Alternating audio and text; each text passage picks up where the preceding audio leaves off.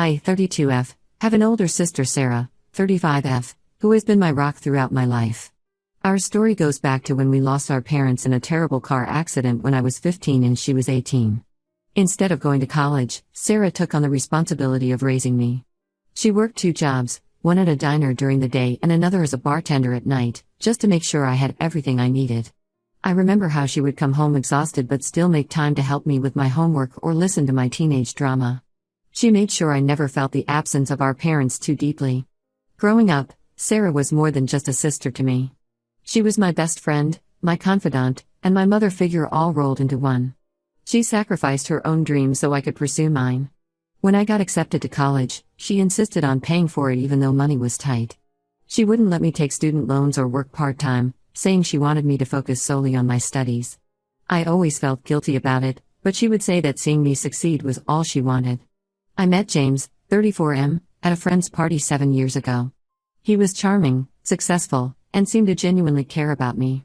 Sarah was initially skeptical about him, saying he seemed too perfect to be true.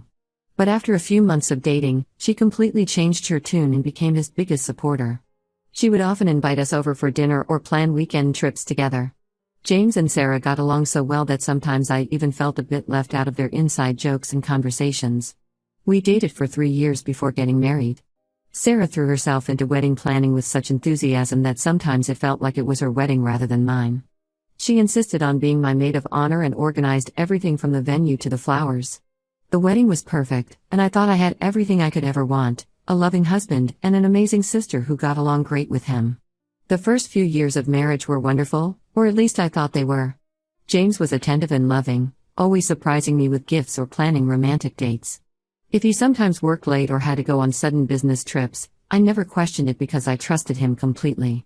Sarah would often come over during these times to keep me company, saying she didn't want me to feel lonely.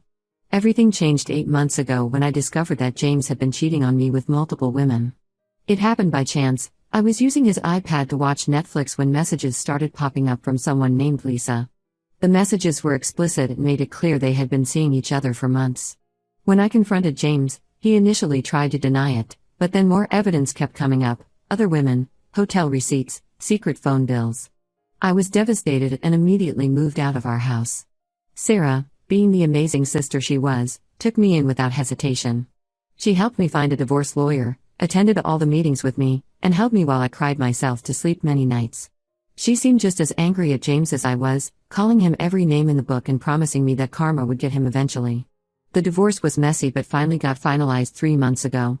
Throughout the process, Sarah was my biggest support system. She even helped me track down some of James's hidden assets that he hadn't disclosed during the proceedings. I don't know how I would have gotten through it without her. Last month, Sarah announced her engagement to Tom, 36M, her boyfriend of 1 year. Tom seemed like a genuinely nice guy, successful businessman, kind personality, and clearly adored my sister. I was thrilled for her because after everything she had sacrificed for me, she deserved all the happiness in the world. When she asked me to be her maid of honor, I agreed immediately. I wanted to repay all her kindness by making her wedding just as perfect as she had made mine. I threw myself into wedding planning, partly to help Sarah and partly to keep my mind off my own failed marriage. We spent hours looking at venues, tasting cakes, and going through wedding magazines. It felt good to focus on something positive after months of dealing with divorce drama. Everything was going perfectly until last week. I was at Sarah's place helping her create a wedding planning spreadsheet. She needed to shower before a meeting with the florist, so she asked me to look through some venue photos on her laptop while she got ready. As I was clicking through the photos, I accidentally clicked on her email tab that was open in the browser. What I saw made me physically sick. There were hundreds of emails between Sarah and James, going back almost 2 years. They weren't just casual exchanges, they were detailed conversations about his affairs. Sarah had been actively helping him hide everything from me. She would create alibis for him when he was with other women, warn him when I was getting suspicious, and even helped him hide money during the divorce by keeping it in her account. The worst part was how they talked about me in these emails. They joked about how naive and trusting I was, with Sarah calling me her clueless little sister and James referring to me as the perfect fool. There were emails where Sarah would tell James about my private conversations with her, things I had shared in confidence when I was suspicious about his behavior. She would advise him on how to better manipulate me based on what I had told her. When Sarah came out of the shower, I confronted her with the emails. At first, she tried to laugh it off as some kind of misunderstanding. When that didn't work, she claimed that James had manipulated her into helping him by threatening to expose some secret from her past. I asked her what this big secret was, but she couldn't give me a straight answer. Finally, she broke down crying and admitted everything but said she did it because she didn't want me to get hurt. I couldn't believe what I was hearing. The sister who I thought had sacrificed everything for me had been betraying me in the worst possible way. All those nights she comforted me when I cried about James's betrayal. She had been part of it all along. I told her I was done being her maid of honor and wanted nothing to do with her wedding or her life anymore. She started crying harder and begging me not to do this to her. She said she was sorry and that she regretted everything. She kept bringing up how she had raised me and taken care of me all these years. But all I could think about was how she had helped destroy my marriage and made a fool out of me. I walked out of her house that day and I haven't spoken to her since. She's been calling and texting constantly, saying I'm being dramatic and trying to ruin her wedding just because I'm bitter about my own failed marriage. Some of our relatives and mutual friends have been pressuring me to forgive her, saying that she's the only family I have left, and that sisters should stick together no matter what. But I can't get past this betrayal. How can I stand beside her at her wedding knowing what she did to me? Ida for refusing to attend her wedding? Update 1. It's been about 2 weeks since my original post, and I feel like my whole world has been turned upside down even more. The support for my post was overwhelming, and it gave me the strength to start doing something I should have done years ago, asking questions about things that never quite made sense about Sarah. After I shared what happened with Maria and John, our childhood friends who lived next door to us growing up, they exchanged this weird look that made my stomach drop. We were sitting in Maria's kitchen when they finally started telling me things about Sarah that I had been completely blind to all these years. Apparently, Sarah had been manipulating and lying to people for as long as they could remember. Back in high school, she would frequently spread rumors about other girls who got close to her boyfriends, causing several girls to switch schools due to bullying. Maria confessed that she had distanced herself from our friendship group because Sarah had threatened to reveal a secret about Maria's father's drinking problem if Maria didn't stop hanging out with me alone. The revelations kept coming. John, who had briefly dated me in college before suddenly breaking things off, admitted that Sarah had told him I was cheating on him with my study partner. He believed her because she showed him doctored texts from my phone. I was shocked because I had spent months wondering what I had done wrong to make him end things so abruptly. Sarah had comforted me through that breakup, all while knowing she was the cause of it. But the biggest bombshell came when our Aunt Martha called me 3 days ago. She had heard about what happened from Maria's mother and said she couldn't keep quiet anymore. Martha revealed that when our parents died, they had left behind a significant inheritance, close to $800,000, that was meant to be split equally between Sarah and me. Since I was a minor at the time, Sarah was supposed to be my trustee until I turned 21. However, Sarah had somehow managed to manipulate the paperwork with the help of a shady lawyer. She convinced everyone that since she would be taking care of me, she needed control of all the money to properly provide for my future. She spun this story about how she was sacrificing her dreams of college to raise me, and everyone bought it. The truth was, she had more than enough money for both of us to go to college and live comfortably. Martha had always felt guilty about not speaking up sooner, but Sarah had this way of making everyone feel like questioning her would somehow hurt me. She told me that those 2 jobs Sarah always talked about, she never actually worked them. She had made up that whole story to make herself look more sacrificing and to explain where the money for our living expenses came from. Then yesterday, Tom reached out to me through email. He wanted to meet and talk about Sarah, saying there were things I needed to know. We met at a coffee shop, and he looked terrible, like he hadn't slept in days. He told me that Sarah had been pressuring him to sign a prenup that would basically give her control over all his assets, including his business. When he refused, telling her he wanted something more balanced, she started subtly threatening him. She had somehow dug up information about a mistake his company made years ago, a contract dispute that had been settled out of court. She implied that if he didn't sign her version of the prenup, this information might find its way to his competitors and clients. Tom said he had initially brushed it off as a joke, but then Sarah started dropping more and more hints about other secrets she knew about his family and business. He showed me texts where she had gone from sweet and understanding to subtly threatening within the same conversation. It was chilling to see how she could twist things around. Tom said he was having serious doubts about the wedding now, especially after hearing what she had done to me. The most painful part? While Tom was telling me all this, I got a call from an unknown number. It was Lisa, one of the women James had cheated on me with. She had found me through social media and wanted to apologize. She told me that she had never known James was married at first, and when she found out, Sarah was the one who convinced her to continue the affair. Sarah had told Lisa that I was abusive towards James and that he was only staying with me out of pity. Lisa said she felt guilty but believed Sarah because she was his wife's sister, so she must be telling the truth. Sarah has gone completely off the deep end since I cut contact. She's been telling everyone that I'm trying to ruin her wedding because I'm jealous that she can maintain a healthy relationship while mine failed. She's been calling my workplace so much that my boss had to get involved. She's even started threatening to expose my private medical information. I had a miscarriage 2 years ago that only she knew about, if I don't agree to be her maid of honor again. But her threats aren't working anymore. Each day brings new revelations about her manipulations and lies. Some mutual friends have started reaching out, sharing their own stories of how Sarah had manipulated them over the years. It's like once one person started speaking up, everyone finally felt brave enough to share their experiences.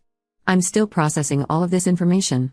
The sister I thought had sacrificed everything for me had actually been stealing from me and sabotaging my life for years.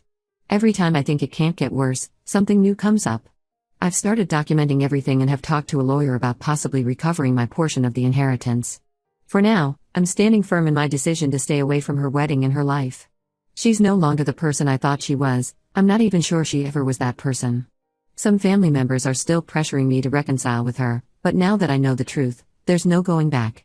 Update 2. It's been a month since my last update, and everything has completely imploded. Last week, Tom officially called off the wedding after discovering that Sarah had been secretly recording all their conversations. He found dozens of recordings saved on her cloud account when he was helping her sync her new phone.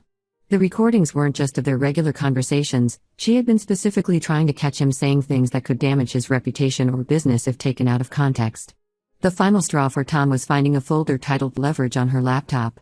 It contained not just the recordings, but detailed notes about his family members, business partners, and even his ex-girlfriends. She had been systematically gathering dirt on everyone in his life. When he confronted her about it, she tried to play it off as wedding research but couldn't explain why she needed information about his teenage daughter's therapy sessions or his sister's past relationship problems. After Tom left her, Sarah completely lost it. She showed up at my workplace last Tuesday, completely drunk at 2 p.m. She stormed into our office building, screaming about how I had ruined her life and turned everyone against her. She was saying wild things about how I had always been jealous of her and how I had manipulated Tom into leaving her. My coworkers were shocked. They only knew me as the quiet person who brings cookies to office potlucks. Security had to physically remove her while she kept screaming that she would make me pay. My boss Jack was incredibly understanding, but it was mortifying. The next morning, I received a large manila envelope in my mailbox. At first, I thought it was more threats from Sarah, but when I opened it, I found something much more disturbing. There were copies of old bank statements, checks, and legal documents dating back to when our parents were still alive. The documents showed that Sarah had been systematically stealing from our parents for years before their death. She had somehow gotten access to their accounts and had been transferring small amounts regularly to a secret account. The most shocking document was a letter from our parents' old lawyer to Sarah, dated just a week before their accident. The lawyer was questioning some irregularities in their accounts and mentioned potential legal action. I took everything to my lawyer, and she confirmed that Sarah had forged our parents' signatures on several documents. She must have gotten pretty good at it because she later used the same skill to manipulate the inheritance paperwork. The evidence suggests that Sarah might have known about our parents' financial situation even before their accident. This revelation has opened up a whole new set of questions that I'm almost afraid to ask. My lawyer has advised me not to speculate publicly about certain aspects of this situation for legal reasons, but we're pursuing action to recover my share of the inheritance and the stolen money. When word got out about the financial fraud, most of our relatives finally stopped pressuring me to reconcile with Sarah. Our Aunt Martha was especially upset because she had helped Sarah get control of the inheritance, believing she would take care of me. Several family members have now come forward with stories of Sarah borrowing money from them over the years, always with elaborate sob stories about needing it for my education or healthcare. None of that money ever made it to its supposed purpose. Sarah has been frantically trying to do damage control. She's been calling everyone in our family, crying about how she's being framed and that all of this is some elaborate conspiracy against her. She even tried to claim that James was the one who forged the documents and that she was just another victim. But nobody's buying her stories anymore. There are too many documents, too many witnesses, too much evidence of her manipulations. Yesterday, she sent me a long email trying to justify everything she did. She claimed she only took the money because she knew she could invest it better than our parents. She said she hid my inheritance from me because I was too immature to handle it. She even tried to say that she helped James cheat on me because she thought I needed a wake-up call about being too dependent on people. The mental gymnastics in her justifications were almost impressive if they weren't so horrifying. I've stopped reading her messages now. Every time I think I've discovered the full extent of her betrayal, something new comes up. My lawyer is confident about the legal case, saying the evidence is overwhelming. Several relatives who initially sided with Sarah have now offered to testify about her financial manipulations if needed. Update 3. 3 months have passed since my last update, and the situation with Sarah has gone from bad to worse. The legal proceedings are moving forward, and my lawyer says we have an airtight case for recovering not just my inheritance but also the money she stole from our parents. But Sarah doesn't seem to be accepting reality. 2 weeks ago, she tried to flee the country. She had bought a one-way ticket to Mexico and was trying to transfer large sums of money to an offshore account. Thankfully, because of the ongoing legal investigation, there was a flag on her accounts, and authorities stopped her at the airport. They found her carrying over $50,000 in cash and several pieces of expensive jewelry that she had bought with the stolen money. The day after her failed escape attempt, Tom called me in a panic. Sarah had broken into his house in the middle of the night. His security cameras caught her trying to access his home office computer, probably looking for business information she could use as leverage. When his alarm system went off, she tried to play it off as though she was just collecting her things, but the police didn't buy it. She was arrested for breaking and entering. She spent 2 nights in jail before being released on bail. The conditions of her bail prevent her from contacting me, Tom, or any potential witnesses in the fraud case. But that hasn't stopped her from having her friends harass us. She's somehow convinced a few people that she's the victim in all this, and they've been leaving nasty comments on my social media and showing up at my workplace. What's even more disturbing is that James reached out to me last week. Apparently, Sarah had been blackmailing him too. She had evidence of some illegal business dealings he had been involved in, which is why he let her help him hide money during our divorce. He offered to testify against her in exchange for immunity from the financial fraud charges. My lawyer is considering it, but I'm not sure I want anything to do with either of them anymore. The most recent development came yesterday when our Aunt Martha discovered that Sarah had taken out loans in her name. Martha had trusted Sarah with some paperwork years ago while she was recovering from surgery, and Sarah had used that opportunity to forge her signature on several loan applications. The total amount is over $100,000. Martha has filed a separate police report about this. I've completely cut contact with Sarah and anyone who supports her. I've changed my phone number, moved to a new apartment, and gotten a restraining order. Some relatives still try to guilt me about abandoning her, saying she's facing prison time and needs family support. But where was their concern when she was stealing from me and helping destroy my marriage? The whole experience has taught me that sometimes the people we trust the most can be the ones who hurt us the worst. I've started rebuilding my life without Sarah's toxic influence. It's strange, I used to think I couldn't live without her because she was all I had left after our parents died. But now I realize that she made sure I felt that way so she could keep controlling me. The inheritance case is set to go to court next month. My lawyer estimates it could take several months to resolve everything, but she's confident about the outcome. Meanwhile, Sarah is facing multiple criminal charges: fraud, theft, breaking and entering, and attempted blackmail. She's looking at significant prison time. I'm done feeling guilty about any of this. She made her choices, and now she has to face the consequences. I'm focusing on healing and moving forward with my life, surrounded by genuine people who don't manipulate and betray me for their own gain.